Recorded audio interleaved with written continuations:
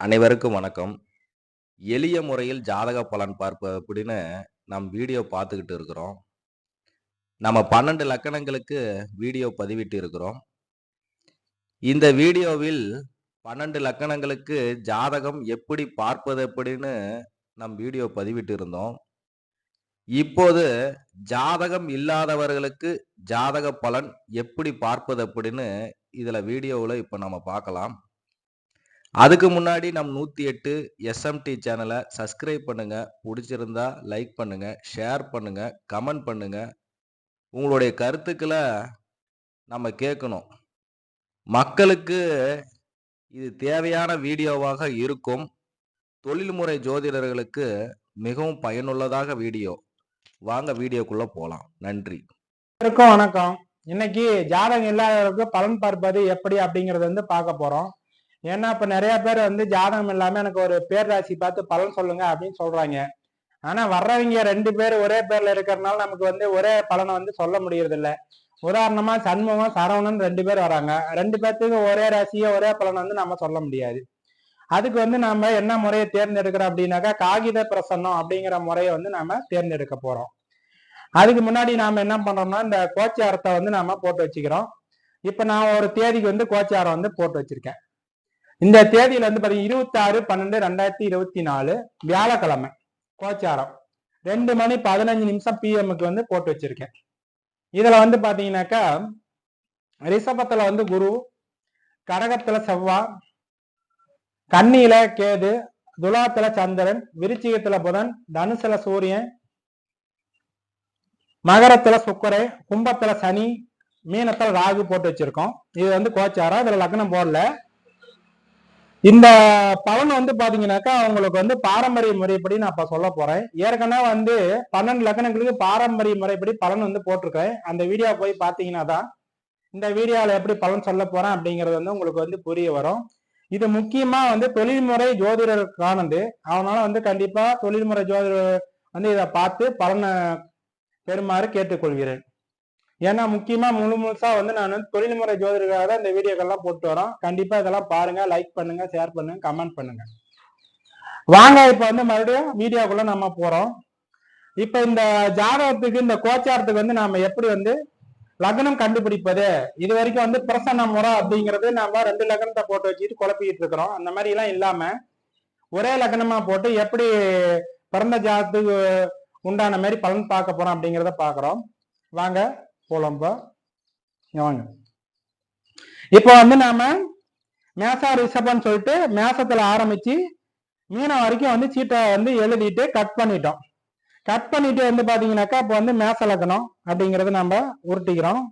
இது மாதிரி ஒவ்வொன்றா உருட்டி 12 லக்னத்துக்கு உருட்டிக்கிறோம். சரியா? இப்ப இந்த மாதிரி நம்ம கப்பலை வச்சுக்கிறோம். இந்த கப்பலை வச்சிருக்கிறது பாத்தீங்கன்னாக்கா யார் ஒருத்தர் வாடிக்கையாளர் அப்படின்னு ஒருத்தர் வராரு. என்னுடைய பேர் சண்முகம் அப்படின்னு சொல்றாரு அப்படின்னு வச்சுங்களேன். அவர் இதுல ஒரு சீட்டை எடுக்க சொல்றோம். இதுல ஒரு சீட்டு எடுத்தா அதுல என்ன லக்னம் வருதோ அதை நாம லக்னமா போட்டு பலன் சொல்ல போறோம். இப்ப அந்த வாடிக்கையாளர் அப்படிங்கிறவரை ஒரு சீட்டு எடுக்கிறார். அவரை சீட்டு கடவுளை கும்பிட்டு அவரை சீட்டு எடுக்க சொல்றோம். அதே மாதிரி ஜோதிடரும் கடவுளை கும்பிட்டு ஒரு சீட்டு எடுக்கிறார். இப்ப அந்த வாடிக்கையாளர் சீட்டு எடுத்தது துலாம் லக்னம் அப்படின்னு துலாம்னு போட்டாக்கா இதுல துலாம் லக்னம் நீங்க கணக்கு வச்சுக்கணும். சரியா? இப்ப நம்ம துலாம் அப்படிங்கிற ராசியை லக்னமா போட்டுக்கிறோம். பாருங்க, துலாம்ங்கிற ராசி லக்னமா போட்டுக்கிறோம். அப்ப துலாம் லக்னம், துலாம் ராசி இதை 1ஆம் பாவமா நம்ம எடுத்துக்கிறோம். 1ஆம் பாவம்னா என்னென்ன பலன் அப்படிங்கிறது உங்களுக்கு புரிய வரும். இப்ப நாம துலா லக்னத்தை லக்னமா வச்சிருக்கிறோம். ஏன்னா துலா லக்னம் தான் சீட்டு எடுத்து இருக்கோம். இப்ப துலா லக்னத்தை லக்னம் போட்டுட்டு நம்ம 1ன்னு போட்டோம் 1ஆம் பாவத்துக்கு, 2ஆம் பாவத்தை 2ன்னு போட்டுக்கிறோம். இது மாதிரி ஒவ்வொரு பாவத்தையும் நம்ம நம்பர் எழுதிட்டு வரோம்.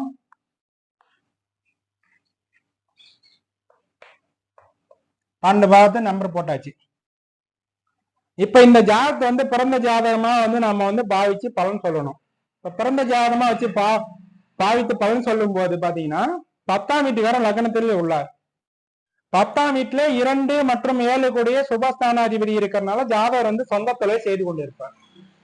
ஒரு நல்ல பலன் அப்படின்னு சொல்லணும்னா ஜாதகர் வந்து சொந்த தொழில செஞ்சிட்டு இருப்பாரு அப்படிங்கறதுதான். அடுத்து வந்து 10ஆம் வீட்டுல வந்து செவ்வாய் இருக்கிறதுனாலையும் லக்னாதிபதி சுக்கிரன் வந்து 10ஆம் வீட்டை பாக்குறதுனாலையும் ஜாதகர் வந்து வாகனம் சம்பந்தப்பட்டது, நிலம் சம்பந்தப்பட்டது கண்டிப்பா வந்து ஏதாவது ஒரு தொழில் செஞ்சுட்டு வருவாரு அப்படின்னு சொல்லலாம். அது அடுத்தது வந்து பாத்தீங்கன்னா 2ஆம் வீட்டு பலனை பார்க்கும்போது 2ஆம் வீட்டில் புதன் உள்ளார். அதாவது விரையாதிபதி 2ல இருக்கனால பணம் அடிக்கடி செலவாகி கொண்டிருக்கும் குடும்பத்திற்காக அப்படின்னு சொல்றோம். அடுத்து வந்து 3ஆம் வீட்டுல வந்து பாத்தீங்கன்னா லாபஸ்தானாதிபதி இருக்கிறதுனால பேரும் புகழும் இவருக்கு வந்து சேரும். செய்யற தொழில கூட இவருக்கு வந்து பேரும் புகழும் நல்லபடியா லாபமா வந்து சேர்ந்துட்டு இருக்கும், ஒன்றும் பிரச்சனை இல்லை. 4ஆம் வீட்டுல வந்து சுக்கிரன் 8ஆம் வீட்டு அதிபதி இருக்கிறதுனால அடிக்கடி வீடு கட்டிட்டு இருப்பாங்க, அடிக்கடி வந்து வீடு மாறிக்கொண்டு கூட இருக்கக்கூடிய வாய்ப்புகள் உண்டுங்க. அடுத்து 5ல வந்து சனி இருப்பதனால 5ஆம் வீட்டு அதிபதி ஆட்சி பெற்று இருப்பதனால இவருக்கு பூர்வ புண்ணிய ஸ்தானங்கள் நல்ல பலன்களை கொடுத்து கொண்டிருக்கும். குலதெய்வத்தை கும்பிட்டால் மேலும் வந்து லாபங்களும், ஏன்னா லாபஸ்தானத்தை வந்து சனி பார்க்கனால லாபங்களும் 5ஆம் இடத்துல இருக்கிறதுனால நல்ல ஒரு வாழ்க்கையும் கொடுத்து பூர்வ புண்ணியத்தை காப்பாத்தி கொண்டு இருக்கும். 6ஆம் வீட்டுல ராகு இருக்கிறதுனால ஒன்றும் பிரச்சனை இல்லை. 3, 6, 11 ராகு இருப்பின் ஓரளவுக்கு நல்ல பலன்களை கொடுத்து கொண்டு இருக்கும். 7ஆம் வீட்டுல கிரகம் இல்லை. 8ஆம் வீட்டுல குரு இருப்பதா இவருக்கு வந்து சளி, காய்ச்சல் இந்த மாதிரி வந்து உடல் தொந்தரவுகளை கொடுத்து கொண்டு இருக்கும். அவ்வப்போது 10 ரூபாய் இவர்கள் வந்து செலவு பண்ணி கொண்டு இருக்கணும். ஏன்னா 6ஆம் வீட்டு அதிபதி குருவாக இருக்கிறதுனால சளி மற்றும் கொழுப்பு மற்றும் காய்ச்சல் இந்த மாதிரி வந்து இவருக்கு வந்து வியாதிகளை கிருமிகளால கொடுத்து கொண்டு இருக்கும். அதனால இவருக்கு அப்போது வைத்திய செலவு அதிகமாக தேவைப்படும். ஏன்னா ஆயுள் ஸ்தானத்தில் 6ஆம் வீட்டுக்காரன் இருப்பது அவ்வளவு சிறப்பான பலன்களை வந்து கொடுக்க முடியாது. இருந்தாலும் பெருமாள் கோயிலுக்கு வந்து போய் அன்னதானம் கொடுத்துட்டு வந்தாங்கன்னா ஓரளவுக்கு நல்ல பலன்களை கொடுக்கக்கூடிய வாய்ப்புகள் உண்டு. ஏன்னா 3ஆம் வீட்டு அதிபதி தான் குரு. அவர் வந்து சுக்கிரன் வீட்டில் இருப்பதனால கண்டிப்பாக பெருமாள் கோயிலுக்கு போய் அன்னதானம் பண்ணிட்டு வந்தாங்கன்னா ஓரளவுக்கு இவருக்கு உடம்பு தொந்தரவு எல்லாம் குறைஞ்சி நல்ல ஆயுள் உண்டாது சொல்றோம். அடுத்தது வந்து 10ல வந்து செவ்வாய் இருக்கிற 2, 7 கூடையவர் வந்து செவ்வாய். அதனால வந்து ஓரளவுக்கு நண்பர்கள் கூட ஒரு கூட்டு சேர்ந்து ஒரு தொழில் வருமானத்தை பெருக்கக்கூடிய வாய்ப்புகள் உண்டு. திருமணத்துக்கு பின்னாடி கணவன் மனைவி ஓரளவுக்கு தொழில் வருமானம் பண்ணி குடும்பத்துக்கு முன்னேற்றம் தரக்கூடிய வாய்ப்புகள் உண்டு. 12ல கேது இருக்கிறதுனால ஆன்மீக சம்பந்தப்பட்ட விரய செலவுகளை செஞ்சுட்டு வந்தாருன்னா விரயங்கள் தவிர்க்கப்பட்டு நல்ல செலவு உண்டாகும், ஒன்றும் பிரச்சனை இல்லைங்க. ஏன்னா நம்ம போன வீடியோக்களை சொன்ன மாதிரி நம்ம வந்து இந்த பலனை எப்படின்னா பாரம்பரிய முறைப்படிதான் நம்ம கொண்டு போயிட்டு இருக்கிறோம். போன 12 வீடியோக்கள்லயும் வந்து உங்களுக்கு ஒவ்வொரு லக்னத்தையும் வந்து சொல்லிட்டு இருக்கிறத பாரம்பரிய முறைப்படிதான் வந்து சொல்லிட்டு இருக்கிறோம். இந்த பாரம்பரிய முறையில வந்து பாத்தீங்கன்னாக்கா 6, 8, 12 தான் வச்சு நம்ம வந்து மெயினான பலன்களை சொல்லிட்டு இருக்கிறோம். இதுல 8ஆம் வீட்டுக்காரன் அப்படிங்கிறது லக்னாதிபதியா இருக்கிறதுனாலும் செவ்வாயோட பார்வையில் இருக்கிறதுனாலும் அதிக அளவு கெடுபலன்களை செய்ய முடிகிற அதிக அளவு கெடுபலன்கள் செய்யக்கூடிய வாய்ப்புகள் இல்லை. அதே நேரம் வந்து பாத்தீங்கன்னாக்கா 6, 12 கூடிய குருவும் புதனும் வந்து பாத்தீங்கன்னாக்கா நேர் பார்வையில் இருக்கிறதுனால அடிக்கடி இவர்களால பிரச்சனைகள் உண்டாகும். அதாவது 2 மற்றும் 8ஆம் இடத்துக்கு பிரச்சனைகளை கொடுத்துருவோம். குடும்பத்தாலையும் இவர்களுக்கு வந்து ஆயுள் தொந்தரவு, உடம்பு தொந்தரவு, கடன் பிரச்சனை தொந்தரவாகவும் கொடுத்துட்டு இருக்கக்கூடிய வாய்ப்புகள் இருக்கிறதுனால ஜாதகர் வந்து யாரிடம் வந்து கடன் கொடுக்க கூடாது, கடன் வாங்கக்கூடாது. அதே மாதிரி குடும்பத்துல வந்து புதன் இருக்கிறதுனால வந்து பாத்தீங்கன்னா தேவையில்லாத பேச்சுக்கள் வந்து குடும்பத்தில் தவிர்க்கவும். நல்லது சொன்னா கூட கெட்டதுன்னு வரும். அதனால தேவையில்லாத வீண் விவாதங்கள் வேண்டாம். அதனால இவங்க 2 பேர்த்தோட பலனை வச்சு நாம வந்து ஆயுள் பலனை வந்து தீர்மானிக்கக்கூடிய வாய்ப்புகள் உண்டு.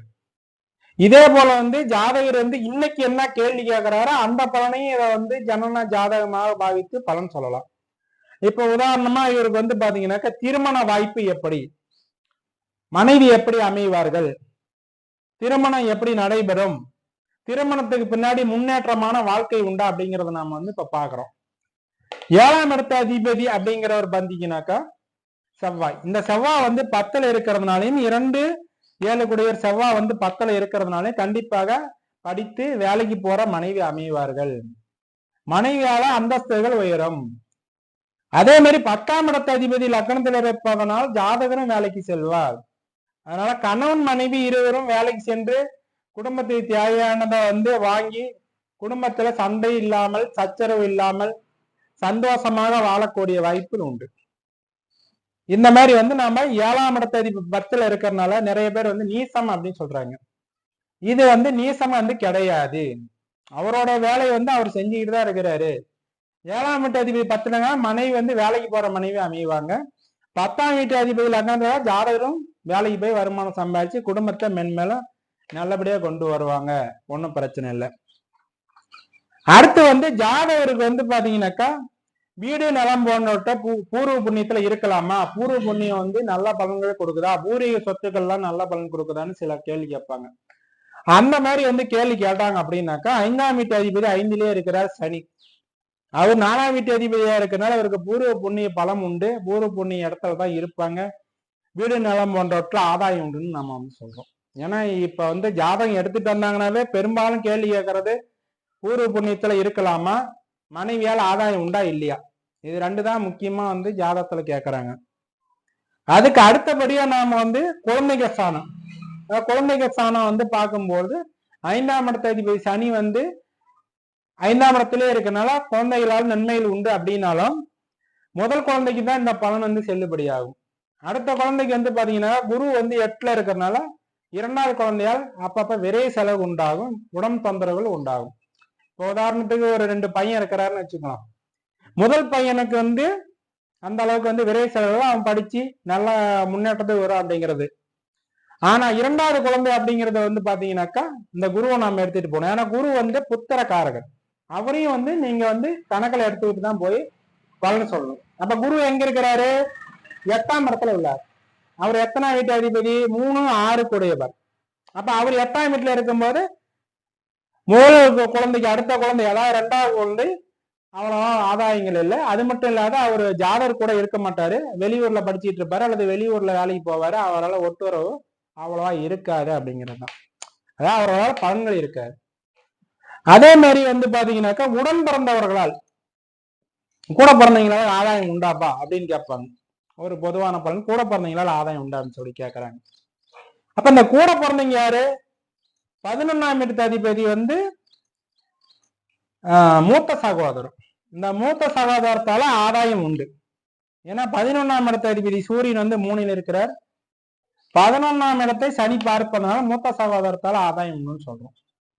அந்த அளவுக்கு பிரச்சனைகள் இருக்காது, ஓரளவுக்கு வந்துட்டு போயிட்டு நல்ல முறையில இருப்பான்னு சொல்றோம். அதே போல இளைய சகோதரம், இளைய சகோதரம் 3 கூடியவர் 6ஆம் வீட்டுக்காரனா போய் 8ல இருப்பதனால் இளைய சகோதரத்தால ஆதாயங்கள் இல்லை, வம்பு வழக்குகளோ சண்டை சச்சரவுகளோ அல்லது உதவி இல்லாமலோ இருப்பார்கள். அதனால இந்த ஜாதகத்தை பொறுத்த வரைக்கும் இளைய சகோதரத்தால ஆதாயங்கள் இல்லை, பிரச்சனைகள் மட்டும்தான் வரும் அப்படிங்கிறது. இதுவும் வந்து முக்கியமான பலன்களை வந்து அவங்க கேட்கறாங்க. அடுத்தது வந்து அப்பாவை கேட்கறாங்க. அப்பாவுக்கு எப்படிப்பா இருக்கு, அப்பா ஸ்தானம் வந்து எப்படி இருக்கு அப்படின்னு சொல்லி கேட்கறாங்க. அப்பா ஸ்தானம் எப்படி இருக்குன்னா 9ஆம் வீட்டுக்காரன் 12ஆம் வீட்டுக்காரன் ஆயிட்டு 2ல் இருப்பதனால் அப்பா வந்து குடும்பஸ்தானத்தை கெடுக்கிறார், அதாவது குடும்பத்துக்கு பிரயோஜனம் இல்லாதார ஆறாரு. மேலும் குரு பார்வை இருக்கிறதுனால கடனாளியா ஆகக்கூடிய வாய்ப்புகள் உண்டு. அப்ப அப்பா ஸ்தானம் சரியில்லை, பின் சகோதரமும் சரியில்லை. அடுத்தது அம்மா ஸ்தானம் எப்படிப்பா இருக்கு, 4ஆம் வீட்டு அதிபதி 5ல் இருக்கிறார், 8ஆம் வீட்டு அதிபதி 4ல் இருக்கார். அப்பப்ப சிறு சிறு செலவுகள் அம்மாவுக்கு வரும். இருந்தாலும் செவ்வாய் பார்வையில் இருக்கிறதுனால சிறிது பணம் செலவு செய்து விரயம் செய்து சரி பண்ணிக்கலாம். அதனால அம்மாவின் ஆதாயங்கள் வந்து ஜாதகருக்கு உண்டு. ஒண்ணு ஜாதகர் அம்மாவை காப்பாத்துவாரு, இல்லைன்னா அம்மா ஜாதகரை காப்பாத்தும். செலவுல இருந்தாலும் இவங்க 2 பேரும் சரி பண்ணிக்குவாங்க. அம்மா ஸ்தானம் நல்லா இருக்கிறது. அது மட்டும் இல்லாத பாத்தீங்கன்னாக்கா அம்மா ஸ்தானாதிபதி வந்து நல்லா இருக்கிறது, அம்மா காரகர் சந்திரனும் லக்னத்தில் உள்ளார். அதனால அம்மாவுக்கு வந்து சிறப்பாக உள்ளது. இப்படிதான் நம்ம வந்து ஒவ்வொரு கேள்விக்கும் நம்ம வந்து பதில் சொல்லணும். இது மாதிரி மறுபடியும் ஏதாவது ஒரு வீடியோ போடுவோம், அதுலயும் நம்ம இதே மாதிரி பாரம்பரிய முறைப்படி தான் கொண்டுட்டு போவோம். இதுக்கு முன்னாடி 12 வீடியோ போட்டிருந்ததுலயும் பாரம்பரிய முறைப்படி தான் கொடுத்துருக்கோம், இதுலயும் பாரம்பரிய முறைப்படி தான் கொடுத்துட்டு வரோம். இந்த பாரம்பரிய முறைப்படி நம்மளோட கணக்குல இந்த உச்சம் நீச்சம் பரிவர்த்தனை பாதகாதிபதி மாரகாதிபதி எதுவுமே கிடையாது. இந்த வீட்டுக்காரன் இந்த வீட்டுல இருந்தா பலன் நல்ல பலன். இதுல அசுபஸ்தானாதிபதிங்கிறவர் 6 to 12 கூடியவர், மீதியெல்லாம் சுபஸ்தானாதிபதிகள். இவ்வளவுதான் நம்மளுடைய கணக்கு முறைகள். இந்த முறையை பயன்படுத்தி தொழில்முறை ஜோதிடர்கள் எல்லாம் பலன் தருமாறு கேட்டுக்கொள்கிறேன். மீண்டும் அடுத்த ஒரு வீடியோவில் சந்திப்போம். நன்றி, வணக்கம்.